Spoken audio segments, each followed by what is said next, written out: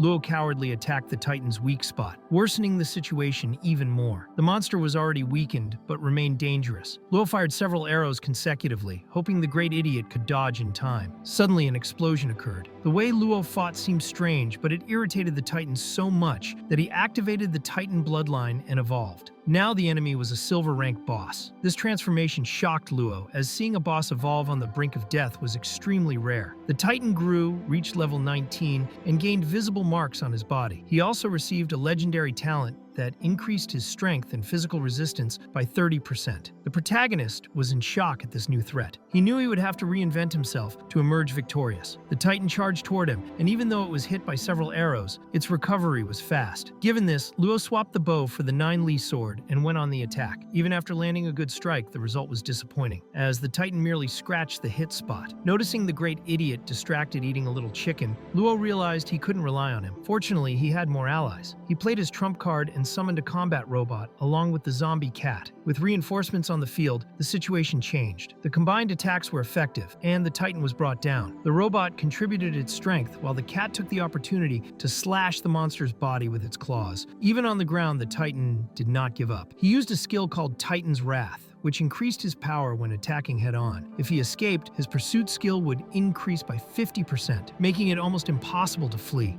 However, one of the Titan's arms was already injured, and his speed was no longer the same. This created an opening for Luo to counterattack. After several well-placed strikes, he finally hit the Titan hard enough to defeat it. At that moment, the system detected the presence of another member on Luo's team, reducing the mission reward. 3 players appeared right at the moment of victory, descending to try to steal the rewards. Luo realized these guys were just waiting to take advantage of others' efforts. They had watched the fight and decided to appear only at the end, hoping to take credit for the silver-rank boss's defeat. The protagonist immediately understood their intentions and knew he would still have to deal with this new problem. The girl was shocked to see how those people had the audacity to show up, even after letting the Titan be killed without doing anything. Even with the previous warning, she was still threatened by them. Then, the group approached Luo with flattery, praising his size and claiming they were big fans. They wanted to know how they could help him, but Luo decided to end that falseness. He questioned if they had really been hiding, waiting for everything to finish before showing up. This embarrassed everyone. Before anyone could explain, Luo attacked with his sword, as he thought all of them were hypocrites. He hated people like them. With the survivors still around, Luo used the ability of his devil mask, causing fear in those present. Panicked, everyone began fighting over the scraps on the ground. The number of members quickly decreased, which meant the rewards no longer had to be divided. The few remaining began treating him as China's hero and said it was their duty to help him. But one of them showed a threatening tone. Luo didn't hesitate and struck with his sword, silencing everyone. He wanted everyone to remember that his name was Jia Yi and that no one would use him. He was neither moral nor a hero. Anyone who provoked him would face the consequences. To him, anyone who tried to blackmail him with morality morality speeches was useless. He would never forget when the Li family hunted him and no one came to help. At that moment, he definitively finished the Titan. As a result, he received a unique global title for being the first player to kill a silver rank boss. The rewards were doubled. Upon opening the golden chest, he found a pen and a scroll. He wrote his name on the scroll and completed the mission to activate the profession change at Mo City Station. As a reward, he received several weapons at once. Next, he went to the Great Idiot and tried to wake him up by offering a chicken drumstick. Suddenly, a rift began to open in the sky. People who had not been killed by Luo didn't understand what was happening. The game system was giving a global bonus because of the victory against the boss. A huge explosion occurred, and all players leveled up. Many became fans of Jia. Everyone was excited while Luo observed the system messages. He had reached level 16, surpassing even the beginner protection period. He wanted to remain discreet, but knew this was now impossible. As usual, he went to collect the reward first. Examining the Sovereign's scroll, he saw he would gain 4 strength points and 3 physical points per level. His skills included the strength to move mountains and unstoppable strength. He concluded that this profession would be very useful. The system also informed him that he had unlocked level 1 auto collection and information interference, with the auto collection cheat advancing to level 2. Luo thought these skills would be useful in future boss battles. He also received silver starter equipment, including hidden magic armor and hidden magic pants. Since the attributes were better, he equipped the items, significantly increasing his stats. After that, he decided to draw 2 cheats and won 2 titles, but neither surpassed the incomparable title. Even so, he was satisfied to have obtained the sovereign profession. Luo then asked the system to buy 2 silver rank pieces of equipment, hoping luck would be on his side. However, he received common and useless items for both him and the Great Idiot. He organized his inventory and opened the gold chest he had found earlier. Inside was Hua Chang's watermelon knife, a gold rank equipment, along with the fresh watermelon skill, which applied a scary effect for 2 seconds and reduced enemy attributes by 10%. Despite finding the name embarrassing, he recognized the skill was useful. Knowing he couldn't waste time, Luo decided not to rest. Only 24 hours remained, and he needed to seize the opportunity. He drank a recovery potion, called the Great Idiot, and told him it was time to work. For every 20 zombies defeated by his companion, he would be rewarded with a roasted chicken. The protagonist went to the street and soon encountered a zombie with a large belly, which surprised him. He eliminated the creature in the blink of an eye, while the Great Idiot swung his hammer against a row of zombies. At the same time, several people gathered to observe the equipment ranking, and everyone noticed the protagonist dominating the top 6 positions. Among them were the heads of the Yun and An families, who began discussing it. Even Liha Bo's father, the head of the Li family, was present and asked the young man from the An family to take the meeting seriously, as he was joking too much. The An family young man mocked the head of the Li family, saying his children were useless. The Yun family head asked everyone to stop the conflicts, as the focus should be on the protagonist. No one knew that name before, and he doubted that anyone so discreet had grown so strong in such a short time. The Li family head said it was necessary to find that player and discover his true identity, believing the name used was just a disguise. The Yin family head said the apocalypse was a unique chance to become independent and dominate the world. If the protagonist wasn't useful to them, they could at least take his equipment. Some leaders pondered the proposal. Meanwhile, the protagonist was isolated in a part of the city, focused on increasing his orb. He saw various people on the streets trying to level up by fighting zombies. At one point, he recognized a young man who had been number 1 in his previous life, but was now progressing very slowly. It was then that the protagonist realized how much his rebirth had impacted the world. Even with everything changing,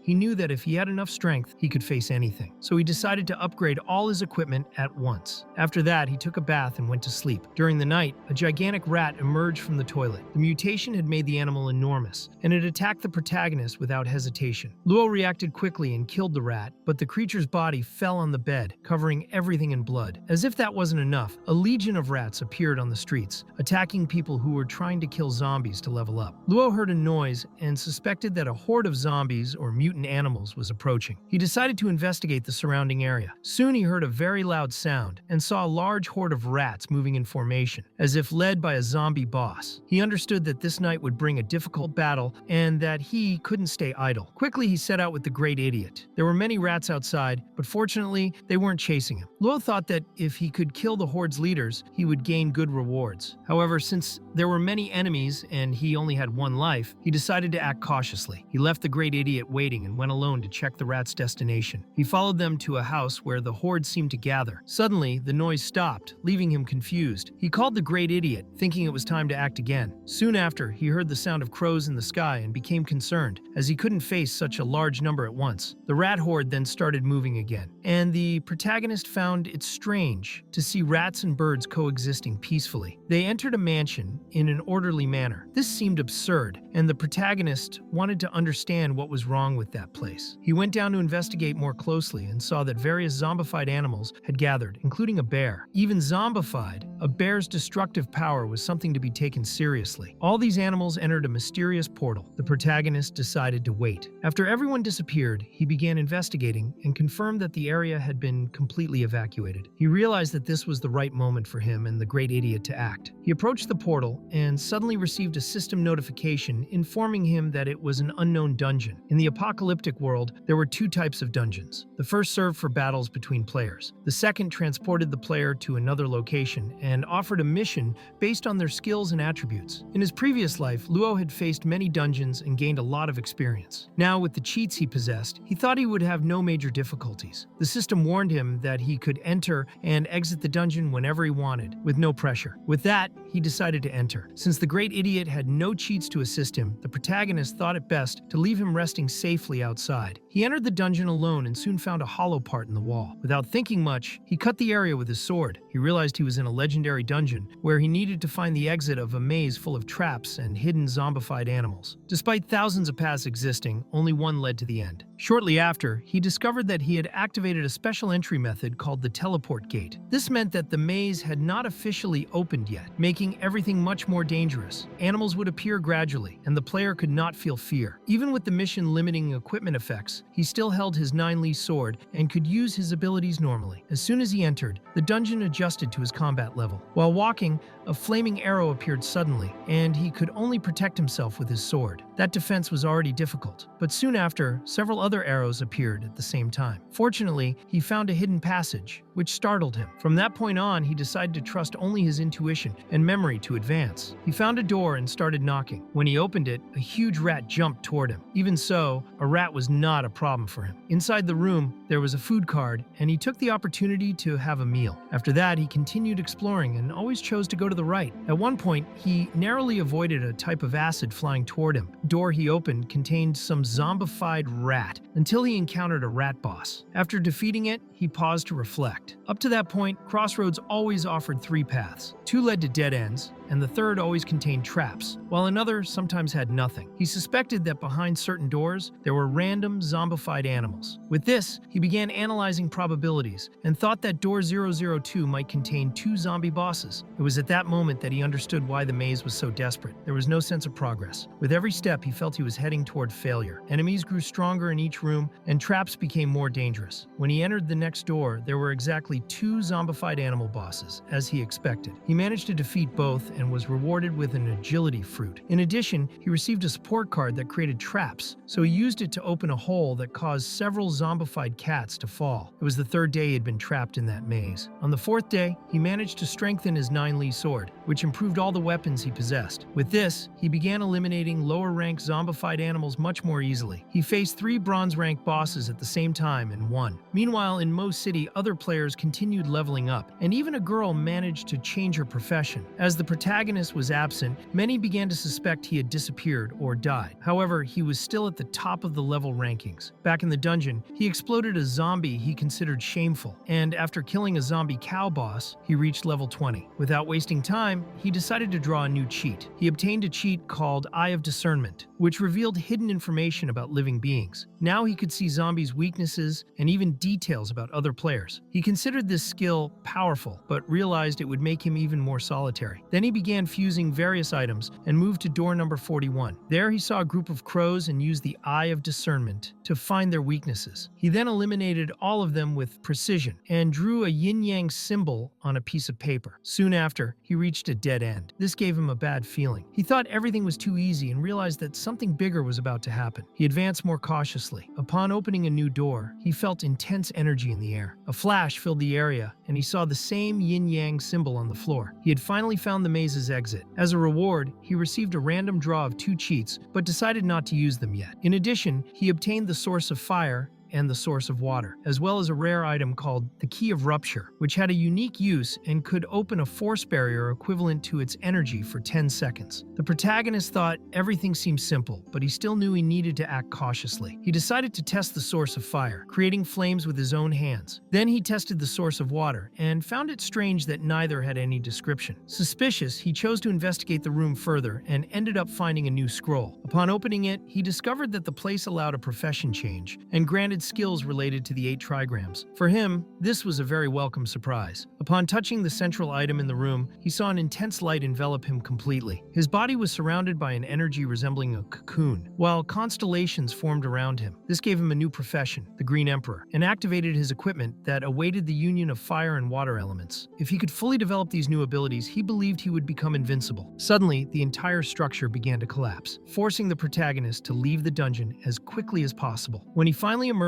he grabbed his phone and was shocked to see that he had spent 2 weeks inside the dungeon. In front of him, the Great Idiot awaited, visibly weakened by hunger after so many days without eating. Meanwhile, Zhang Yuanzheng, who in his previous life had been the strongest player, was enthusiastically fighting zombies. He believed he was on the same level as Jia Yi, but upon checking the rankings, he was surprised to see that the protagonist had already reached level 20. The system began announcing the protagonist's achievements globally, praising his accomplishments. Luo checked his stats and saw that he was becoming increasingly powerful. He now also possessed an 8 trigrams pendant, which contained the energy of the 8 main elements. With this, he had balanced attributes, 2 high-quality professions, and the ability to learn countless skills. Even with all this, the Great Idiot was not in good condition due to hunger. Though he had reached level 16, the protagonist then ordered him to try to turn all of that into strength. After the attempt, Luo concluded it wasn't a bad thing, and decided to go out to explore. He noticed that other players were also receiving global announcements, which surprised him as he realized that while he had been trapped in the maze, others were also striving. The special city event was activated when 30% of local players surpassed level 10. This triggered a combat skill competition in a designated location. Luo thought it would be fun to level up alongside the Great Idiot. They encountered various zombies on the streets. Excited, the Great Idiot used his stone armor and hammer to crush enemies with great force. Meanwhile, Luo opened a fireball scroll and began training the new skill. After some time, he mastered the attack efficiently, which led the system to reward him with another scroll. Knowing that Mo City had many magical scrolls, he thought that shops in other cities must also offer good items. So he decided that in the future he could visit these shops and buy whatever he needed. As a token of gratitude, he gave a chicken drumstick to the Great Idiot, who was starving. Meanwhile, he wondered how the other cities were faring. In Jing City, controlled by the Li family, several people were gathered. They believed that being among the top 3 was not enough. They wanted to reach the top and ensure everyone remembered the Li family. They considered Zhang Yuanzheng an obstacle, so the 3 major families planned to work together. The head of the Li family thought that if Zhang were smart, he would not oppose them. He was determined to achieve first place at any cost. After the meeting ended, the head called Shijing Shan and asked him to investigate why Rong Zhan had not yet appeared on the ranking. Then he used a secret passage to follow his plans. Meanwhile, the protagonist was still in Mo City. In the urban area, he was blowing up several zombies with his fireballs. He carefully distributed his attribute points and moved toward the city boundary. There, he noticed that the protective barrier was active. He then used the Key of Rupture he had obtained earlier to pass through the barrier and head toward Jing City. A portal appeared before him, resembling a black hole. Upon passing through it, he arrived at an isolated location. There was only a simple building that looked like an empty room. The system informed him that he had broken some rules but had still managed to advance to the city at the current stage. He was confused by this, as both he and the Great Idiot were trying to be sent to Jing City. Suddenly, the system accepted the request and sent both of them directly to the city boundary. Upon arrival, they realized the area was filled with zombies and needed to fight together to survive. After leaving a pile of undead behind, the protagonist started running and entered the sewers with the Great Idiot. They hid quickly, but the Great Idiot's poor coordination caused him to fall into the water. The protagonist decided to let him rest for a while. Increasing his attributes, he felt more confident. He even obtained a new item, a small space ring, and thought it was great that the Great Idiot could now store some food and supplies. Once the zombie chaos subsided, the two began moving through the the city until someone recognized the protagonist and called him Great Shot. This person wanted to know if he would participate in the event, and Luo confirmed. The young man looked around and explained that the event would determine the future of Jing City. Luo didn't fully understand, but the young man mentioned that his childhood friend was a security officer for one of the three main families and had returned yesterday to pick up his sister. He had gathered the group and encouraged them to get motivated. In Luo's previous life, Jing City was the first to be pacified in China. While other cities were still struggling between life and death, the players in Jing City were already hunting zombies, and the ranking that determined the right to speak was formed by the three major families and other organizations. The protagonist thought it was already time to act and saw that everything still resembled what had happened before. If so,